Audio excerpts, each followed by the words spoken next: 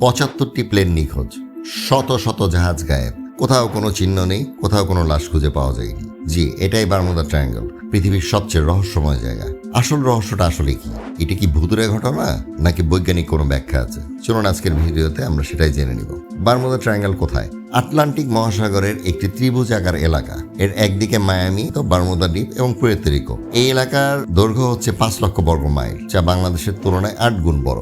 এখানে নাকি সবকিছু রহস্যময়ভাবে হারিয়ে যায়। সবচেয়ে রহস্যময় ঘটনাটা হচ্ছে ফ্লাইট 19 1945 সালে যা সংঘটিত হয়। 5টি আমেরিকান বম্বার প্লেন 14 জন পাইলটকে নিয়ে বারমুদা ট্রায়াঙ্গলে প্রবেশ করে। হঠাৎ এই প্লেনগুলো একত্রে রাডার থেকে গায়েব হয়ে যায়। মজার ব্যাপার হচ্ছে এই প্লেনগুলো থেকে শেষ বার্তা ছিল, আমরা হারিয়ে গেছি, সমুদ্র অদ্ভুত দেখাচ্ছে।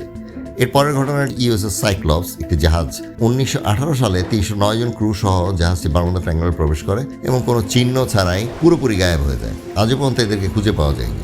বিজ্ঞান এই বিষয়ে কি বলে?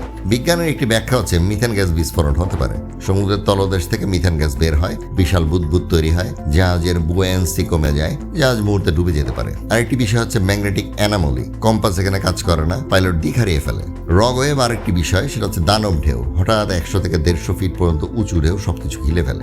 মূলত বারমুদা ট্রায়াঙ্গল এলাকাটি একটি হ্যারিকেন জোন এলাকা, এখানে প্রচুর হ্যারিকেন মাত্রার ঝড় সংঘটিত হয়। তাহলে আসল সত্য কি? চমকপ্রদ তথ্য হচ্ছে কোস্টগার্ডের রিপোর্ট বলছে বারমুদা ট্রায়াঙ্গলে দুর্ঘটনার হার অন্য সমুদ্র পথের চেয়ে বেশি নয়, কারণ ব্যস্ত শিপিং রুট এটি। বেশি পরিমাণ জাহাজ এবং বেশি পরিমাণে অ্যাক্সিডেন্ট ঘটার সম্ভাবনা থেকেই যায়। খারাপ আবহাওয়া, অর্থাৎ এটি একটি হ্যারিকেন বেল্ট। আরেকটি বিষয় হচ্ছে গভীর সমুদ্র, অর্থাৎ রেকেজ খুঁজে পাওয়া কঠিন। রহস্য নাকি মিডিয়া হাইপ? বারমুদা ট্রায়াঙ্গল আসলে কি? আপনার মতামত জানান।